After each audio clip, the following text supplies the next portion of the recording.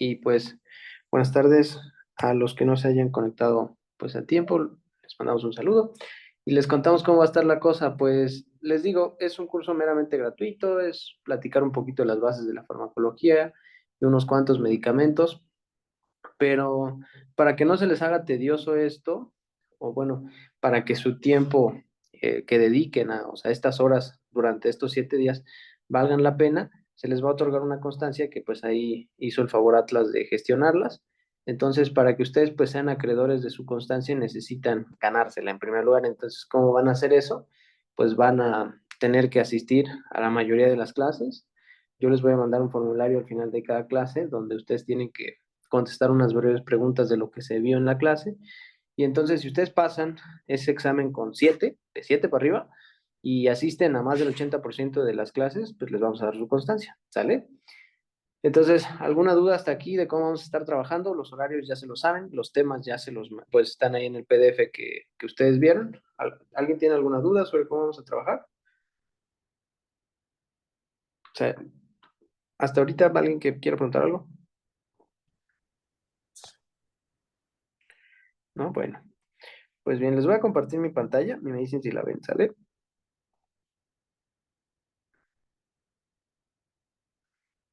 ¿Me dicen si se ve mi pantalla? Sí, sí se ve. Sale, vale, muchachos. Pues miren, como les platico, la farmacología es algo que ha acompañado al ser humano desde sus inicios. Y entonces, nosotros, actualmente, pues la lengua que nosotros hablamos, que es el español, es una lengua romance. ¿Qué quiere decir que es una lengua romance? Es una lengua que se ha unido del latín y del griego. Entonces, muchas de las palabras que ustedes vayan estudiando a lo largo de su vida o vayan conociendo y descubriendo, tienen un origen o griego o latín. Entonces, la farmacología no es la excepción. Cuando nosotros hablamos de farmacología, nosotros podemos saber qué es la farmacología meramente por su origen etimológico. Entonces, fíjense, vamos a hablar de la farmacología. Podemos dividir a la farmacología etimológicamente, en principio por fármaco, ¿sí? Que viene de una palabra griega, que es farmacón, que significa droga o medicamento, ¿sale? Entonces es una droga o un medicamento. Y la última, el último pedazo de la palabra, que es logía, viene de logos, y logos ustedes saben qué significa estudio, ¿sale? Entonces, ¿esto qué nos hace entender? Que la farmacología en principio va a ser el estudio de las drogas o de los medicamentos. Esto que les acabo de decir es por un origen etimológico, ¿sale? Por el origen etimológico. ¿Qué es esto? Pues cuál es el significado de la palabra propiamente, ¿sale? Por un origen etimológico. Pero eso, hablándolo desde ese punto, ¿sí? Pero si nosotros lo habláramos desde un punto de vista ya más profundo, como lo dicen los libros, la farmacología va más allá de esto, ¿sale? La farmacología no nada más estudia así chiquito a las drogas o a los medicamentos. La farmacología ya como un concepto completo, sí, ¿sí? Es el estudio de los medicamentos, pero no nada más propiamente así de los medicamentos, sino fíjense, es el estudio de los medicamentos, pero también estudia otras cosas, estudia su historia, estudia su origen, estudia también sus propiedades físicas, estudia las propiedades físicas, dijimos. Si habla de propiedades físicas, también va a estudiar a las propiedades químicas y va a estudiar también su presentación. Ahorita vamos a ver qué es eso. Estudia también sus efectos bioquímicos.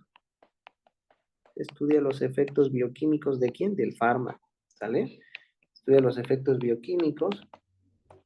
¿Qué más? Los efectos fisiológicos. Acuérdense que ustedes pueden decir, pero no fisiológico es algo propio del cuerpo, sí.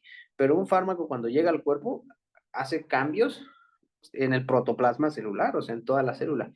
Y entonces eso va a desencadenar que que una acción fisiológica que tenías tú de manera innata cambie. Entonces el cambio de la función normal de una estructura va a llevar al efecto del fármaco. Entonces vamos a ir platicando ahorita más adelante, ¿sale? Entonces también la farmacología estudia esto, estudia las cuestiones fisiológicas también, estudia propiamente el mecanismo de acción.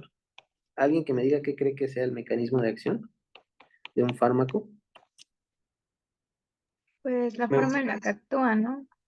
Exactamente, es como cómo este fármaco altera las funciones fisiológicas del cuerpo para que dé un efecto, ¿sale? Va a estudiar entonces también los mecanismos de acción y propiamente partes de la farmacocinética que vamos a platicar ahorita más adelante, que es la absorción, la distribución, otras cuestiones como la biotransformación, la eliminación y ya el uso de los fármacos. Esto es lo importante, que también estudia el uso de los fármacos con un fin. ¿Cuál creen que sea el fin de utilizar un fármaco?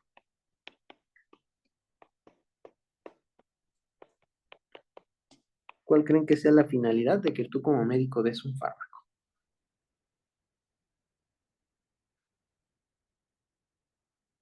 Es un fin terapéutico, ¿vale?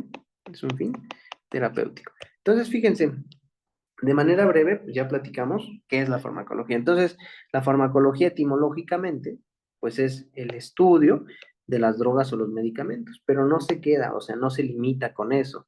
Cuando tú vas a un libro y tú buscas qué es la farmacología, te habla que la farmacología va a estudiar a todos estos conceptos, desde su historia, o sea, su origen, cómo ha ido evolucionando ese medicamento. Cuando ustedes vayan conociendo otras cosas, por ejemplo, verán que antes a los niños se les daba una vacuna, que era la vacuna, que era la DTP, que era una vacuna para la difteria, la tosferina y una bacteria que se llama Bordetella pertussis. Pero esta bacteria estaba hecha con fragmentos celulares de las bacterias, entonces podían generar respuestas inadecuadas en el niño, y entonces se cambió. Entonces vas viendo tú la historia de un fármaco y entonces ves que ahora ya no se da esa vacuna, que es la DTP, sino se da la DTAP, que es una vacuna acelular, ya no contiene las partes celulares del microorganismo. Entonces, la farmacología estudia muchas cosas, ¿sale?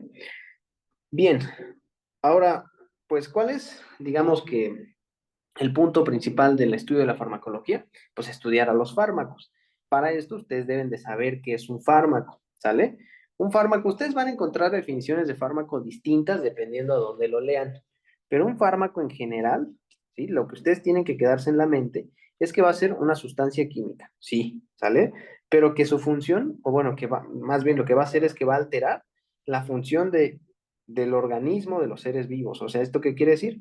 Que va a tener interacciones a nivel molecular. O sea, cuando nosotros hablamos de fármaco, tenemos que pensar en eso, que hace interacciones moleculares alterando el funcionamiento de un organismo, ¿sale? Eso es lo que tienen que tener en mente cuando hablamos de fármaco. ¿A nivel de dónde va a actuar un fármaco? Un fármaco va a actuar, perdón, a un nivel celular. ¿Esto qué quiere decir? Que va a actuar a nivel protoplásmico, o sea, sobre toda la célula. Entonces, cuando actúa sobre toda la célula, ya va a generar por allí alteraciones fisiológicas y su efecto. ¿Sale? Ahora, la farmacología tiene muchas disciplinas. Cuando ustedes pues vean o estudien ya propiamente con más profundidad estas cuestiones farmacológicas, van a ver que existen muchas disciplinas. Existe la farmacognosia, existe la farmacocinética, la farmacodinamia, la farmacotecnia, la farmacoterapia incluso, farmacología clínica, otro tipo de farmacología que es la farmacología molecular y también otras partes, por ejemplo, la toxicología, la farmacometría. Entonces, ¿esto qué quiere decir? Que hay muchas ramas que se desprenden de la farmacología. Esto entonces a ustedes los podría llevar a pensar, ¿la farmacología como tal es una ciencia? Es complicado de hablar porque propiamente no es una ciencia. La farmacología tal cual no, propiamente no es una ciencia, es una rama de las ciencias farmacológicas, o sea, va más allá de eso, ¿sale? De todas estas ramas que yo les dije, ¿cuáles son las importantes que ustedes tendrían que conocer? A mi criterio, sería la farmacocinética, que es la farmacocinética, también la farmacodinamia y la farmacología clínica, ¿sale? A mi criterio, estas son las ramas que más deben de dominar ustedes, ¿sale? La farmacocinética, la farmacodinámica y la farmacología clínica.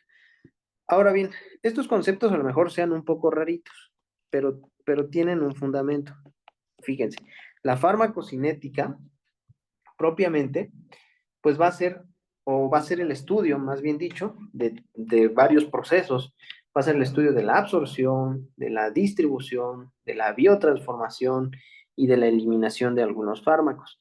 Pero esto, ¿cómo es más fácil de digerir para ti como estudiante? O sea, tú, ¿cómo te lo tienes que aprender?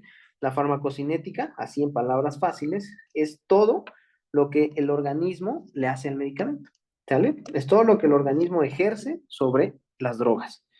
¿Sale? ¿Y la farmacodinamia qué va a hacer? Ah, pues es todo lo que el fármaco le hace al organismo, ¿sale? Entonces tienen que entender esos dos conceptos. La farmacocinética, entonces acuérdense, todo, ay, perdón, es todo lo que tu organismo le va a hacer a quién? Al fármaco, ¿sale? Al fármaco. Y la farmacodinamia es todo lo contrario, ¿sale?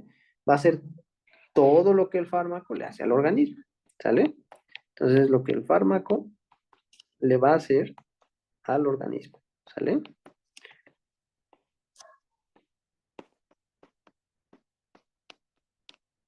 Y la farmacología clínica ya propiamente va a estudiar las acciones de estos fármacos en el cuerpo. O sea, cuando tú te tomas un medicamento, ¿qué pasa? ¿Qué efectos secundarios tiene? ¿Cuáles son las modificaciones fisiológicas que le hace a tu cuerpo? ¿Sale?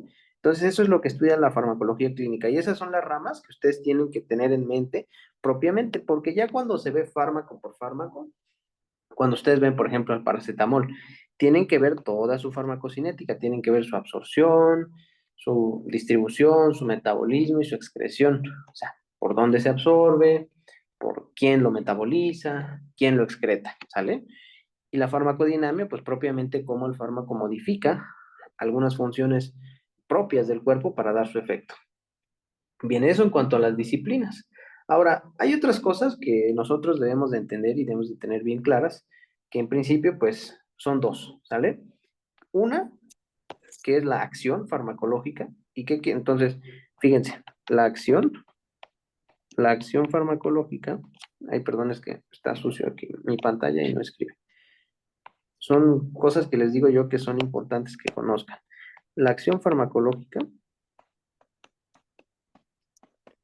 que esto hace referencia a modificaciones que va a ser un fármaco, ¿sale? Entonces van a ser las modificaciones de un fármaco, ¿en dónde creen? Pues en las funciones del cuerpo, ¿sale? En las funciones de un organismo. Ahora fíjense, el otro concepto que es también importante es el efecto farmacológico. El efecto farmacológico. Cuando nosotros hablamos de efecto farmacológico, hablamos a la manifestación en el cuerpo, o sea, la manifestación en el cuerpo, ¿de qué?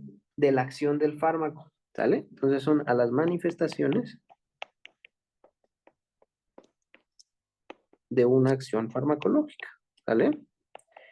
Estos conceptos ténganlos muy en mente, porque se van a ocupar a lo largo de todo el estudio de los fármacos, ¿sale? ¿Dudas hasta aquí? Con estos conceptos que hemos ido platicando brevemente sobre pues, qué es la farmacología y algunas de sus ramas y estos últimos dos conceptos.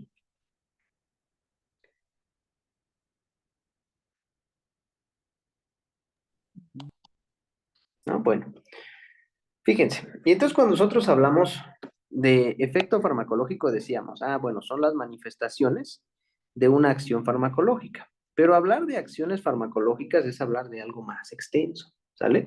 Porque existen varios tipos de acciones farmacológicas. Entonces, si nosotros nos ponemos a hablar de estas acciones farmacológicas, fíjense, va a haber más cosas que tienen que conocer.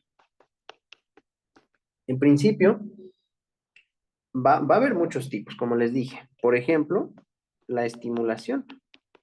Es un tipo de acción farmacológica, ¿sale? La estimulación, ¿a qué me refiero con esto? A que va a haber un aumento de la función, ¿de qué? Del organismo en el que va a actuar un fármaco. Si nosotros ponemos un ejemplo, ¿sí? Podríamos hablar de los fármacos que son simpático-miméticos, por ejemplo, eh, hablaríamos, no sé, de la adrenalina, o algo más común, la cafeína también, ¿sale? Son fármacos que van a aumentar la función de un órgano, ¿sale? ¿Por qué? A partir de la estimulación. Ahora, va a haber otras cosas que si ustedes, a mí me decía uno de mis maestros, toda situación tiene algo antagónico. O sea, si tú hablas de estimulación, pues vete a todo lo contrario. Vas a hablar también de que hay fármacos que su acción va a estar basada en la depresión. Entonces, ¿a qué nos referimos con depresión? A que va a haber ahora una disminución, ¿sale? ¿De qué? Pues de lo mismo, de la función. ¿Qué ejemplos podemos poner aquí? Por ejemplo, podríamos hablar de los fármacos como el diazepam, ¿sale? Que acuérdense que el diazepam, pues es un agonista de los receptores de GABA.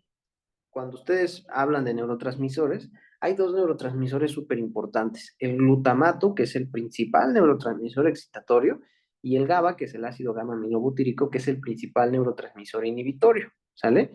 Y esos en las células tienen receptores. Cuando GABA se une a su receptor, permite la entrada de cloro a la célula. Y el cloro es un anión, tiene carga negativa.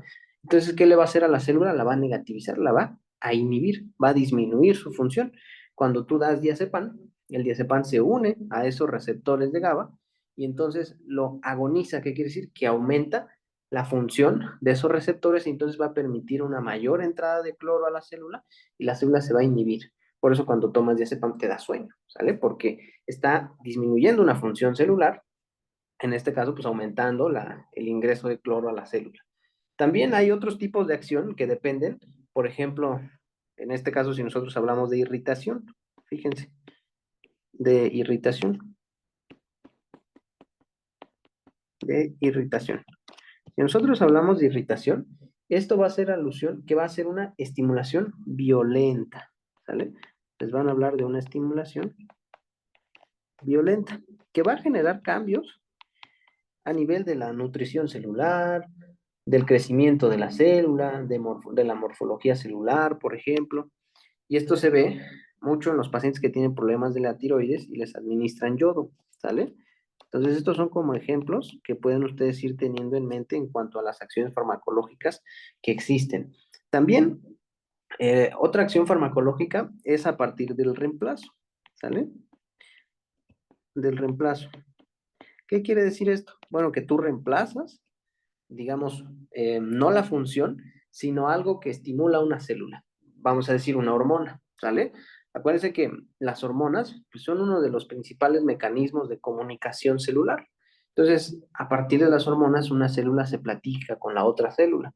En este caso, cuando no hay suficientes cantidades de hormonas, un médico puede dar una hormona exógena que bien puede ser sintética, o sea, que la haces en un laboratorio que se parezca a la hormona normal, una hormona ahora sí propia o de origen animal. Entonces puedes dar hormonas de diferentes tipos, pero lo que vas a estar haciendo va a ser un reemplazo de qué? O sea, va a ser la sustitución de una secreción que esté faltando en el organismo, ¿sale? Entonces su fundamento es la sustitución.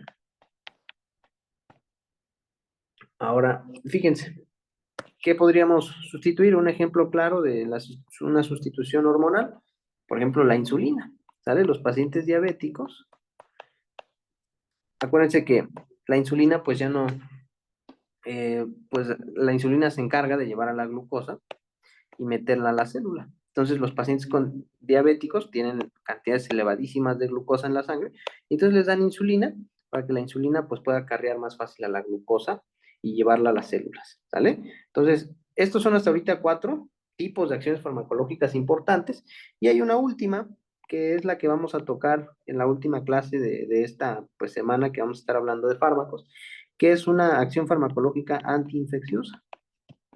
Aquí sí, está regalada. ¿Qué fármacos creen ustedes que entren aquí en esta acción antiinfecciosa? Participen, Pues chicos. los antibióticos, ¿no? Exactamente, los antibióticos, ¿sale? Y entonces, ¿cuál va a ser su fundamento funcional? Pues fíjense, la función antiinfecciosa va a ser atenuar, esto es lo que tienen que tener en cuenta. Hay tratamientos antibióticos que atenúan a una bacteria. ¿Esto qué quiere decir? Que la tranquilizas, la duermes. Pero hay tratamientos que erradican, entonces va a ser atenuar o erradicar. ¿Qué quiere decir atenuar? Que vas a disminuir su crecimiento. La bacteria, acuérdense que una bacteria, cuando ustedes lleven micro o si ya la llevaron, ténganlo en mente. Acuérdense que una bacteria para que genere una patología tiene que tener una dosis mínima infecciosa.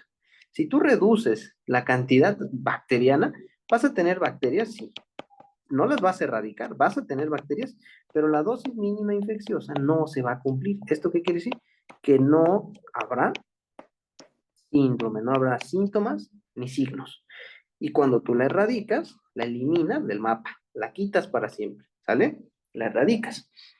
Bien, entonces atenúa o destruye a los microorganismos que van a estar produciendo una infección en el humano. Ya decía por ahí la doctora, ¿cuál es un ejemplo clásico? Pues un antibiótico, ¿sale? Un antibiótico. ¿Dudas hasta aquí? ¿Alguien tiene una duda, algo que quiera preguntar que no le haya quedado claro? Yo sí, Yael, no me quedó claro lo de irritación. O sea, es como un fármaco que de pronto te da un efecto, pero como que no es, como que Ándale. es muy rápido, o como. Ujú, exacto, a eso hace la alusión, la estimulación violenta, ¿sale? O sea, Ah, ok. no es algo progresivo, no es algo que reemplace, como cuando hablamos de sustitución, es algo, así como lo dices tú, abrupto, ¿sale? Ujú. Por ejemplo, Como, ajá, como a diferencia de la estimulación, ¿no? Que podría ser como lenta, por así decirlo, ¿no? exactamente. Ah, Ujú, ok. así es. Muy bien. Entonces, pues esas son las acciones farmacológicas que ustedes tienen que tener en la mente, ¿sale? Esto, digamos, en la práctica médica se refleja mucho, pues no, porque a final de cuentas es difícil que tú te aprendas, digamos, tal fármacos estimulan, o así, sino cuando tú estudias fármaco por fármaco, por grupos farmacológicos, pues tú ya sabes que todo ese grupo farmacológico tiene una función en especial, cómo es que actúa a nivel del organismo, y entonces, pues es más fácil que tú recuerdes cuáles son las funciones de un fármaco de esa manera, pero de una o de otra manera es importante que ustedes la conozcan, ¿sale? Ahora bien, los fármacos, según estas formas de acción, nosotros los podemos clasificar. Entonces puede surgir una clasificación a partir de estas acciones. Entonces, eh, pues podríamos hacer una clasificación así muy grande o existen otras clasificaciones más pequeñas, ¿sale? Que van a ir, como les digo, en principio a partir de su forma de acción. ¿Cuáles son las formas de acción que se les podrían venir a la mente? Pues fármacos que tengan una acción local, por ejemplo, las gotas, una crema, ¿sí? Fármacos que tengan una acción general, una acción sistémica, pues tú te tomas un antibiótico y entonces el antibiótico tiene una cantidad plasmática, que, o sea, esa cantidad plasmática es la que va por la sangre y entonces llega a todos los sistemas, entonces tiene una acción sistémica, o también se pueden clasificar porque tengan una acción remota o indirecta. Esta clasificación es interesante, la última, que tengan una acción remota o indirecta, porque fíjense, tú puedes ponerte una cremita, pero tú no sabías que eras alérgico al principio activo de esa crema. Entonces, esto va a generar más cosas, va a generar en principio inflamación, pero también va a generar reacciones sistémicas. ¿Esto qué quiere decir? Que va a aumentar la frecuencia cardíaca, que puede hacer pues el cierre de las vías aéreas, entonces genera una reacción de hipersensibilidad. ¿Esto qué quiere decir? Que por eso es indirecta o remota, porque tú te pusiste una cremita, pero el problema que te dio no fue allí, sino fue a nivel de otro lugar, ¿sale? Y a partir de una cremita te dio una reacción alérgica. Entonces, esa es la manera en la que tú puedes también clasificar a los fármacos según su forma de acción. Locales, ¿sí? Aquí vamos a ponerlo según su forma de acción, según su forma de acción, se pueden clasificar en locales, ejemplo, pues las cremas, vamos a poner más fácil las gotas, ¿sale? Las gotitas, también Se pueden clasificar como de acción general o de acción sistémica, que ya les platiqué, que pues se denominan así porque llegan a todo el cuerpo, ¿sale? Por ejemplo, un antibiótico. Aunque ustedes verán que, por ejemplo, hay fármacos que aunque son sistémicos, realmente no llegan a todos los sistemas. Hay fármacos que, acuérdense que algo a mí que me gusta mucho en neuro, pues que el sistema nervioso tiene una barrera hematoencefálica que es súper selectiva, o sea, no deja que pase cualquier cosa. Entonces hay fármacos que a pesar de que se clasifican como sistémicos, no atraviesan por completo la barrera hematoencefálica, entonces no pueden llegar a todos los órganos. O necesitan dosis más altas para poder hacerlo, ¿sale? Bien, y por último, lo que les decía, pues los de acción remota. Los de acción remota. Igual, pues ponerte una cremita y que se supone que iba a actuar localmente, pero al final te dio, pues, no sé, una reacción alérgica y entonces actúa a nivel distante, aumentando tu frecuencia cardíaca, haciéndote que sudes de más, ¿sí? Que exista un cierre de las vías aéreas y cosas así. Entonces, por eso es que se clasifican también como de forma remota. Ahora, ¿qué creen ustedes que pase si tú das mal un fármaco? Bueno, pues te va a dar pues un efecto adverso. Y esto es importante porque, mira, aun cuando tú des un fármaco en una dosis correcta, puede generarte un efecto adverso. ¿Esto de qué va a depender? De muchas cosas. Los efectos adversos dependen de la persona, de las cuestiones genéticas, del tipo de medicamento y demás cosas. Entonces, hablar de efectos adversos es otra cosa también muy importante. Entonces, fíjense, si nosotros ahora nos vamos a platicar un poquito de los efectos adversos, los podemos dividir de muchas maneras. Los efectos adversos. Nosotros podemos dividirlos en primer lugar por efectos colaterales. Fíjense a qué se refieren los efectos colaterales. ¿Qué quiere decir colateral? Que no es un efecto propiamente terapéutico, pero aparece después de la aplicación de un medicamento. Cuando ustedes vean antibióticos, aquí, perdón, puse colateras, es colaterales. Cuando ustedes vean antibióticos, van a ver que la mayoría de los antibióticos tienen efectos secundarios a nivel gastrointestinal, ¿sale? Y entonces estos aparecen después de que tú lo aplicas. Entonces a eso se le conocen como efectos colaterales. Un ejemplo, pues, los antibióticos. Van a ver que los antibióticos tienen un montón de efectos adversos, ¿sale? Hay otros efectos que se clasifican como efectos secundarios. Estos efectos secundarios ahora sí van a ser una consecuencia indirecta de una acción primaria. Vamos a escribirlo para que no se confundan. Un efecto secundario va a ser una consecuencia indirecta de una acción primaria. ¿Qué quiere decir? Tú querías hacer algo, ¿sale? Querías hacerle un bien a tu paciente, pero le terminaste haciendo un mal, ¿sale? Vamos a hablar otra vez de los antibióticos. Fíjense, vamos a poner de ejemplo a los antibióticos. Cuando tú das una terapia, una antibiótico terapia, le das a tu paciente antibióticos por mucho tiempo, antibióticos de amplio espectro, y se los das por mucho, mucho tiempo, el paciente de repente va a llegar otra vez con diarrea, pero te va a llegar con una colitis pseudomembranosa. ¿Esto qué quiere decir? Que tú trataste de erradicar a unos microorganismos, pero al tratar de erradicarlos te llevaste a la microbiota intestinal. Y acuérdense que nuestra microbiota es un conjunto de bacterias, ¿sí? De bacterias y otros microorganismos que tenemos en nuestro cuerpo. En todos lados tenemos bacterias que forman parte de nosotros, ¿sale? ¿Y cuál es su función? Su función es modular la acción de otros microorganismos que estén allí. Acuérdense que todas las bacterias son patógenas. Todas tienen la capacidad de generar patología, pero como están viviendo dentro de un equilibrio con otros bichos, pues en vez de hacerte daño, pues se mantienen ahí tranquilitas. Pero si tú afectas el ambiente, en este caso con una terapia de antibióticos de amplio espectro, y empiezas a quitar a las bacterias buenas que estaban modulando pues la agresividad de las demás, como las quitaste, pues ya no hay quien regule la agresividad de las otras, y entonces salen a la luz, ¿sale? Entonces, cuando tú das antibióticos por mucho tiempo, puedes generar algo que se llama sobreinfección.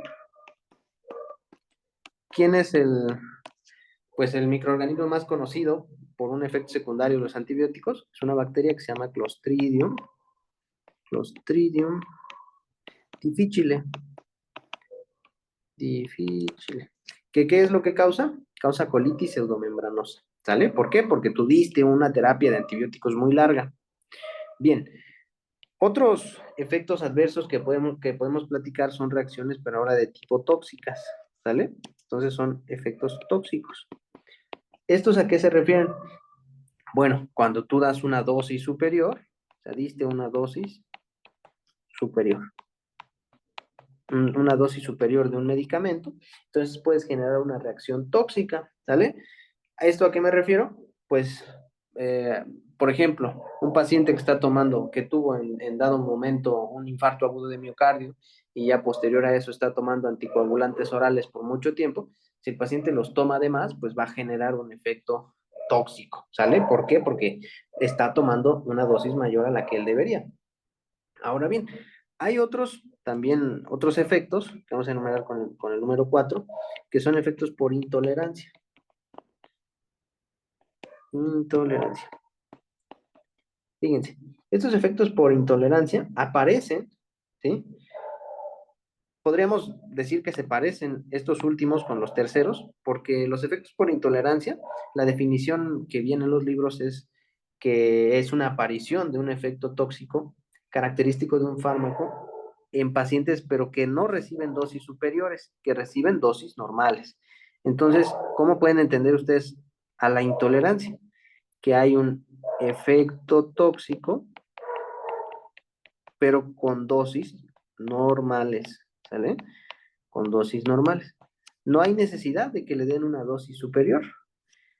Ustedes con una dosis normal pueden generar un efecto tóxico, ¿sale?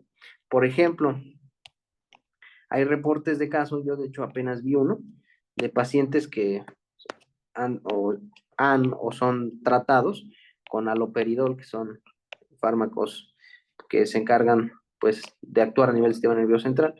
Por ejemplo, aloperidol, que es un antipsicótico, que generan, aun cuando les das dosis normales, efectos secundarios o efectos, perdón, de los que hablamos aquí de intolerancia, como síndromes o episodios catatónicos. Catatónicos. ¿Qué es un episodio catatónico? Episodios severos de contracción muscular. Y si tú, por ejemplo, le pones la mano a tu paciente hacia arriba, se va a quedar ahí la mano siempre, ¿sale? Entonces, esos son los efectos de intolerancia, ¿sale? Entonces, esto digo, ¿por qué no escribe si está con blanco? Bien. Por ejemplo, síndromes catatónicos. Otro fármaco también común, la carbamazepina. La carbamazepina, que es un antiepiléptico. Bueno, un fármaco anticrisis, porque fíjense que decir antiepiléptico está mal dicho. La carbamazepina, que se ocupa para los pacientes que tienen crisis epilépticas. Luego también suele dar síndromes de ataxia, ¿sale? Ataxia, que son problemas en la marcha, ¿sí? Que el paciente camina como borrachito que se va de lado, ¿sale? Entonces, estos son algunos de los efectos adversos más importantes que ustedes tienen que tener en mente, que se tienen que aprender, porque son comunes y los van a ver. ¿Cuáles diría yo que son de los más comunes?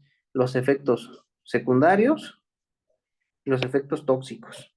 Las intoxicaciones por salicilatos, por ejemplo, las van a ver un montón de veces. Hay personas que se quieren suicidar y los fármacos que mayor encuentran en casa pues son aspirinas y agarran y se toman toda la caja de aspirinas y los pacientes llegan con una acidosis metabólica terrible y entonces se intoxican. ¿Por qué? Porque consumieron una dosis superior a la dosis adecuada. ¿Sale? ¿Alguien tiene alguna duda hasta aquí? Una pregunta, ¿la intolerancia es lo mismo que la idiosincrasia? No, se parecen, pero no son lo mismo. La idiosincrasia es distinta. Sí, pero no son lo mismo. Ay, espérenme tantito, me están hablando aquí a la puerta. Denme chance, un momentito.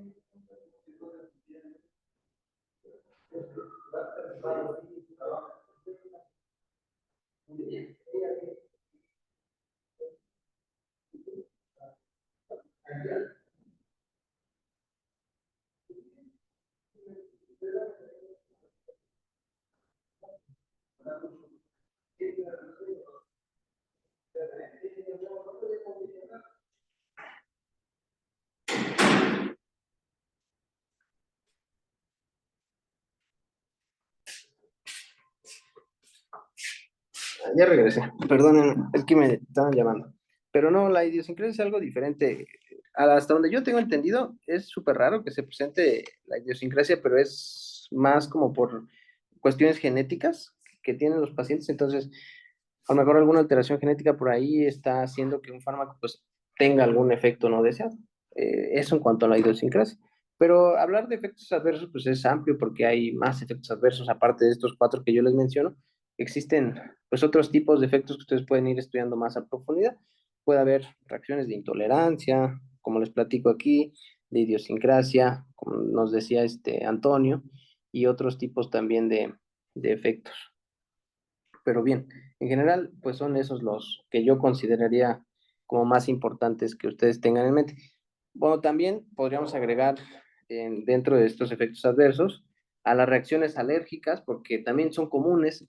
Las reacciones alérgicas, pues ahí es o se dan por una respuesta inmunitaria. Ese es el secreto, ¿sale?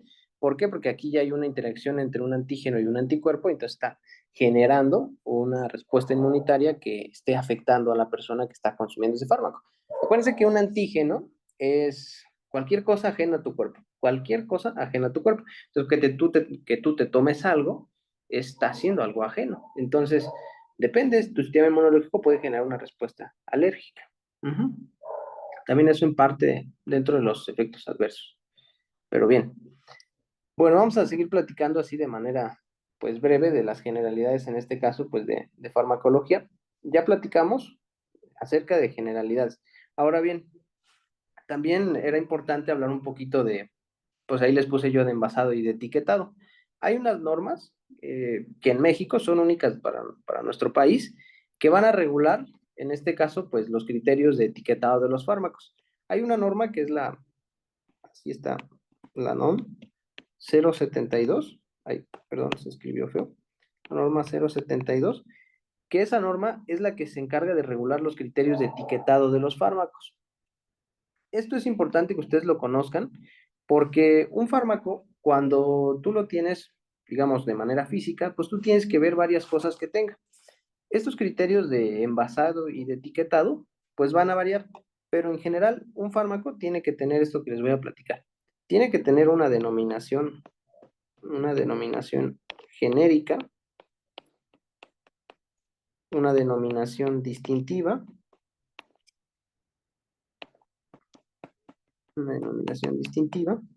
tiene que tener una declaración de ingredientes activos.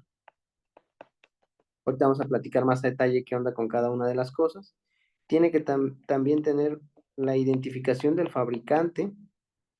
Cuando hablamos de identificación del fabricante, hablamos también de su domicilio, del lugar o los datos de fabricación, ¿sale? Hablamos también de que deben de tener instrucciones para la conservación. Tiene que tener fecha de caducidad. Tiene que tener un lote. Habla también de la dosis y la vía de administración. También de leyendas de precaución.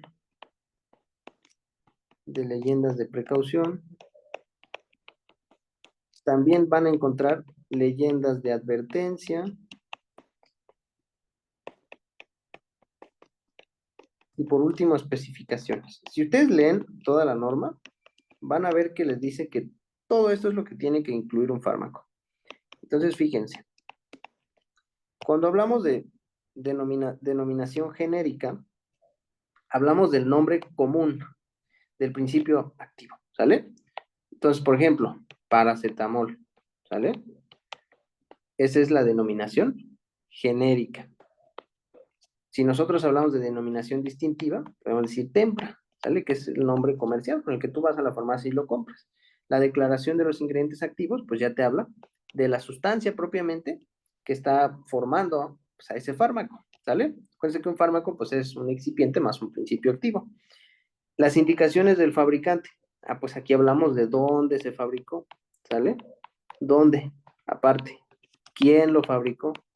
Bayer, Pisa, la farmacéutica que tú quieras. Las instrucciones de conservación. No sé si ustedes han leído, pero los fármacos dicen conserves en un lugar fresco y seco, ¿no? Entonces, te habla de las características del lugar donde tú tienes que poner ese fármaco, ¿sale? La fecha de caducidad, pues ya saben, ¿no? Cuándo se caduca. El lote es bien importante, porque a mí me decía mi maestro de farma, dice, imagínate, van a hacer 10,000 medicamentos, y pues todos se van haciendo, se les da un lote en específico. Por ejemplo, tienes 3 lotes, un lote 1, un lote 2 y un lote 3. Imagínate que los fármacos del lote 2 están generando una reacción, un efecto adverso en muchos pacientes. Y dices, ah, caray, ¿no? Entonces, es más fácil que tú identifiques y quites del mercado esos fármacos porque vas a decir, todos los fármacos que salieron del lote 2 están generando efectos adversos, quítalos. Entonces, por eso es importante que todos los fármacos tengan un lote, que pues esos lotes corresponden a los lotes de fabricación. La dosis y la vía de administración, siempre los fármacos dicen ótico, vía oral, ¿sí? Entonces eso te está diciendo cómo lo tienes que administrar. Y la dosis, hay muchos fármacos, principalmente los antibióticos, que te dicen dosis la que el médico señale, ¿sí? Porque a final de cuentas, pues la dosificación de un fármaco la tiene que hacer un médico. Ahorita vamos a ver que no solamente pueden recetar los médicos, pero en principio, pues para nosotros, o sea, dentro de nuestro ámbito, pues sí, los médicos, ¿sale?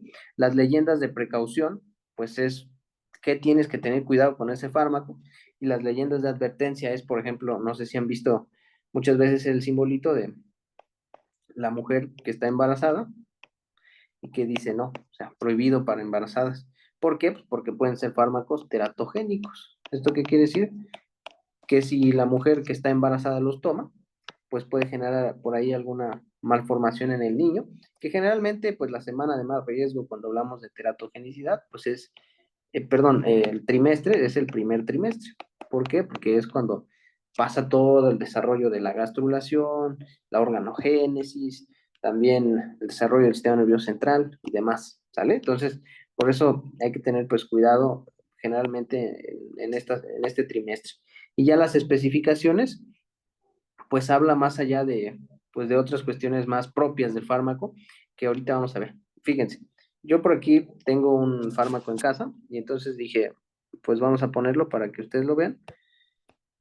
Y fíjense, por aquí está, aquí lo tenía yo, aquí está, fíjense. Esto es un fármaco que tenía yo por aquí en la casa, un ciprofloxacino. Y entonces ahorita vamos a tratar de identificar que todo lo que dicen, pues esta norma 072 se cumpla.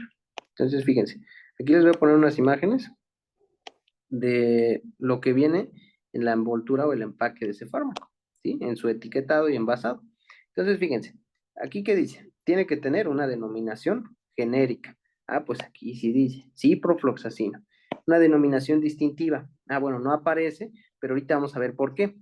Porque no todos los fármacos van a tener una denominación distintiva. Pero en este caso, pues no aparece, ¿sale? Porque no tiene.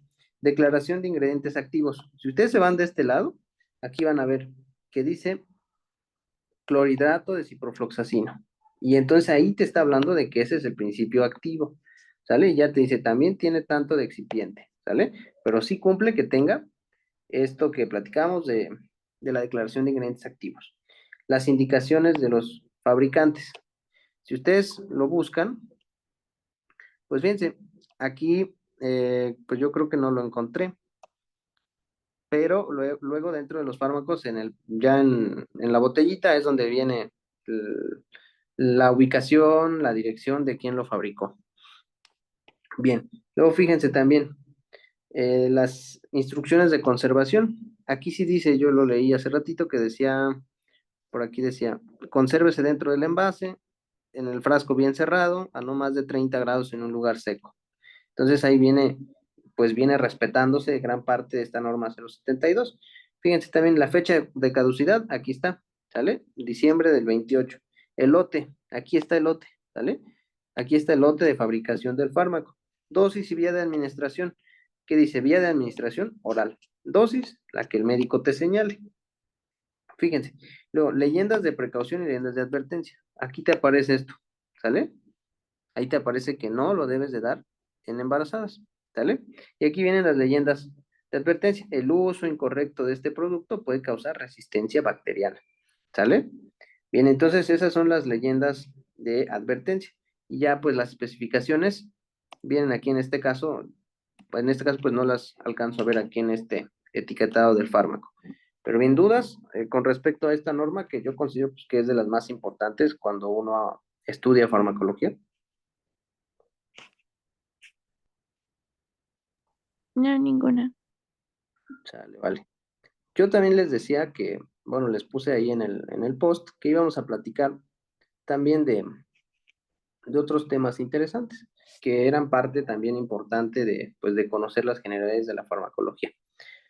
En principio era esto, de que ustedes conozcan esta norma, que es la norma 072, que se encarga del envasado y del etiquetado de los fármacos.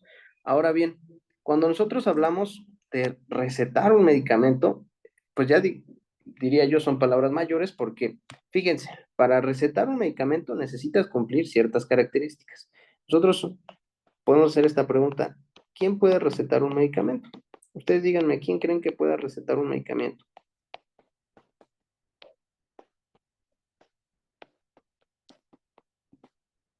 Pues los doctores, ¿no? Un médico, en principio, ¿no? Un médico. Pero ¿qué crees tú que deba de tener ese médico para que pueda recetar un medicamento? Tu cédula profesional. Tiene que tener muy bien, como dice Antonio, su cédula profesional, ¿sale? Su cédula profesional y su título.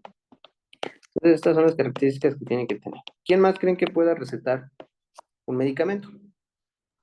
Bueno, en la norma 28 decía que los veterinarios, los homeópatas, ¿no? Las enfermeras incluso, Los veterinarios, los odontólogos. los cirujanos dentistas, también ellos pueden recetar un medicamento, ¿sí? Como decías bien, los homeópatas,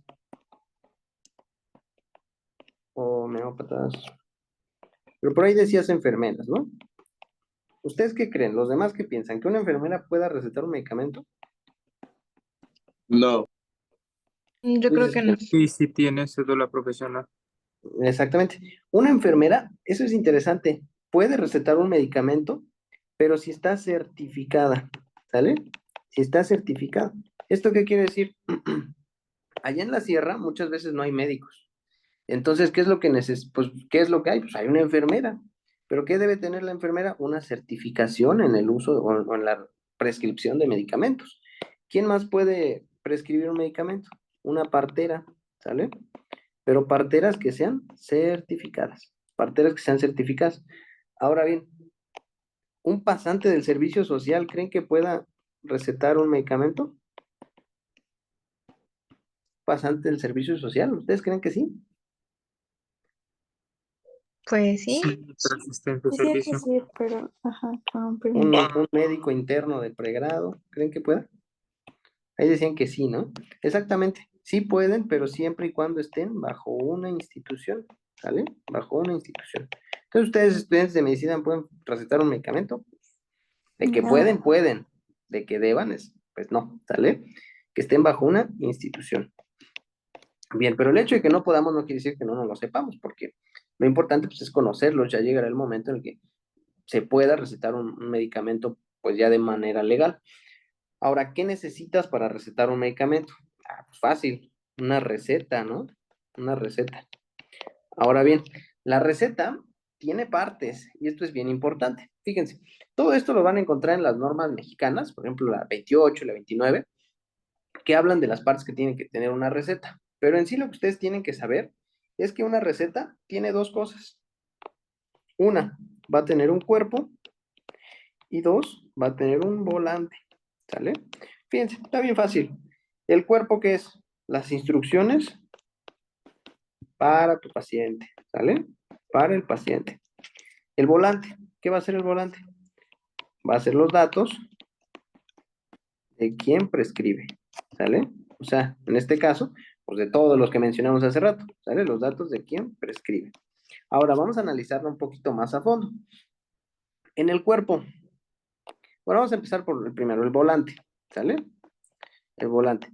¿Qué datos debe de llevar en el volante? Ah, bueno, pues en principio el nombre de quien prescribe, ¿no? Su nombre. Ya después, sea médico, enfermera, lo que quieras, ¿sale? Si está en una institución, pues la institución, ¿sale? ¿Qué más? Su cédula profesional. ¿Qué más? La universidad que emitió la cédula, ¿sale? Entonces, por ejemplo, puedes poner Juanito tal, tal, tal, cédula profesional 55, 23, 28, universidad, guau, ¿sale? Entonces ya está parte del volante de tu receta. ¿Qué más? La dirección de tu consultorio, ¿sale? La dirección del consultorio. Y otra cosa, tu número de teléfono, ¿sale? El número telefónico del consultorio. Bien, esos son los datos principales que debe tener el volante. Ahora bien, si tú eres especialista, top, y tienes una cédula de especialidad, pues también vas a llevar tu cédula de especialidad y la universidad que avaló tu posgrado. Por ejemplo, aquí en Puebla, pues ya varios posgrados los avala la UAP, pero allá en la Ciudad de México, pues la mayoría los avala la UNAM. Entonces, es común que ustedes vean en una receta que dice médico cirujano y cédula profesional, tal, UAP, ¿no? Ya lo dice, por ejemplo, urgenciólogo, UNAM. ¿Por qué? Porque la universidad que está avalando esa cédula profesional o esa cédula de especialidad es otra, ¿vale? Entonces todo eso tiene que llevar la receta. Eso veíamos que va en el volante, que son los datos de quien prescribe. Ahora, el cuerpo de la receta. Fíjense, el cuerpo. El cuerpo ya va a llevar los datos del paciente. ¿Qué datos del paciente creen que tenga que llevar? Su nombre, su edad, su peso. Exacto, su nombre, su edad,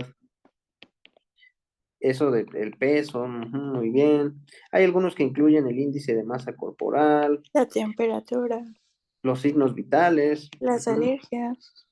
exacto, signos vitales. Y ya dentro de signos vitales, pues ustedes ya saben cuáles entran, ¿no?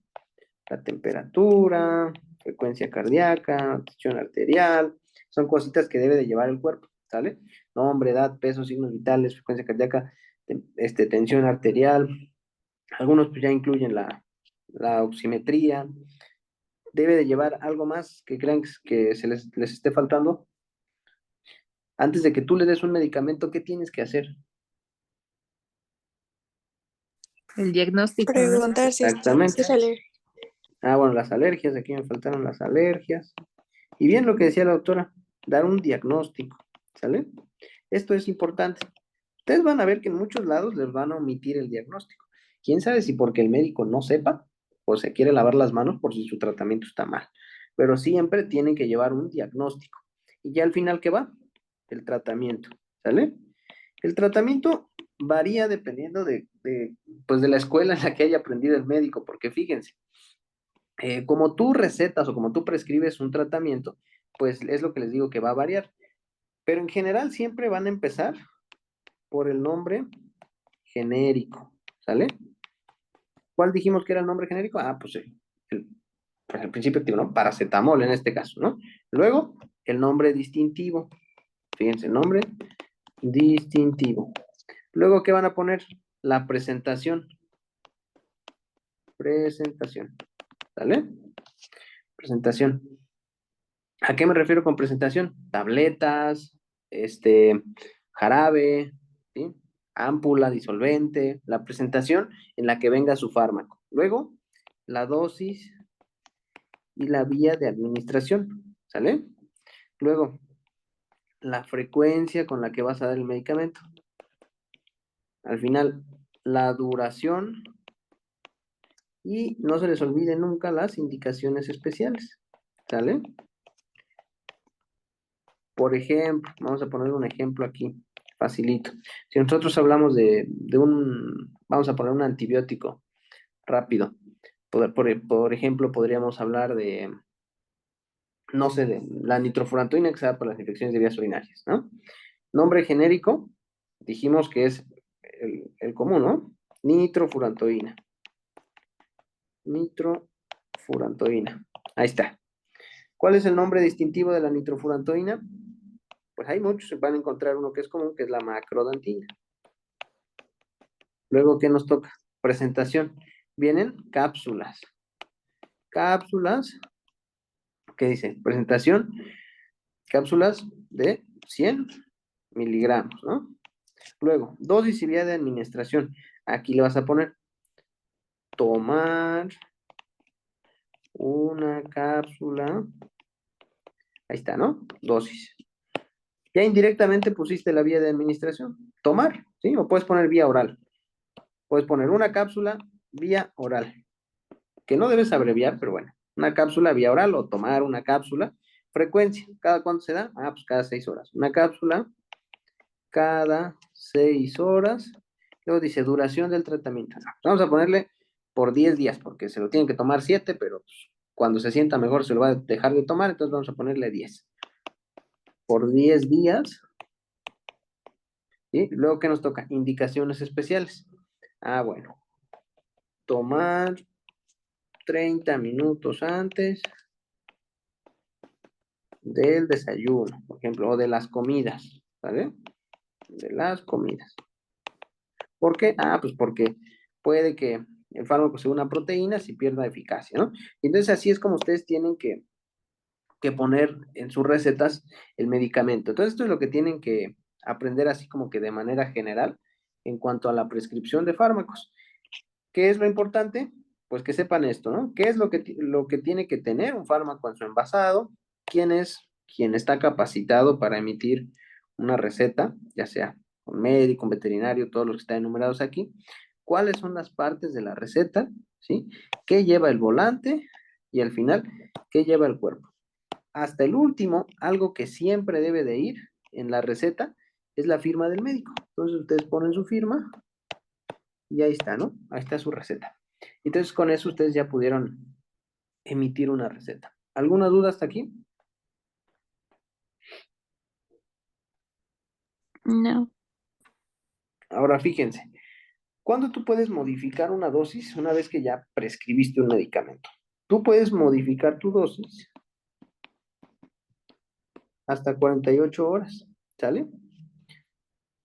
La puedes modificar a las 48 horas.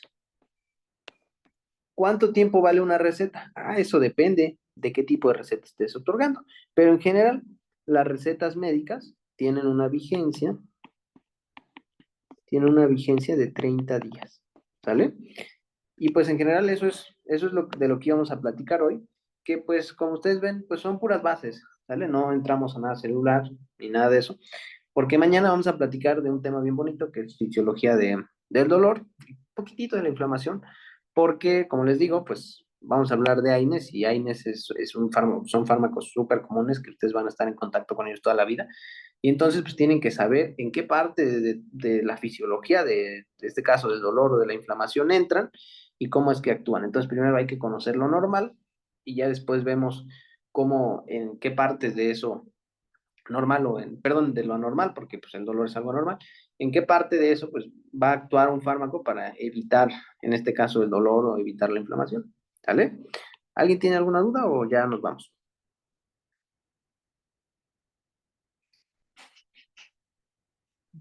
Ninguna. No, ninguna. Bien, miren, aquí les dejo un formulario chiquito, que es meramente todo lo que platicamos ahorita. Se los voy a poner aquí en el chat.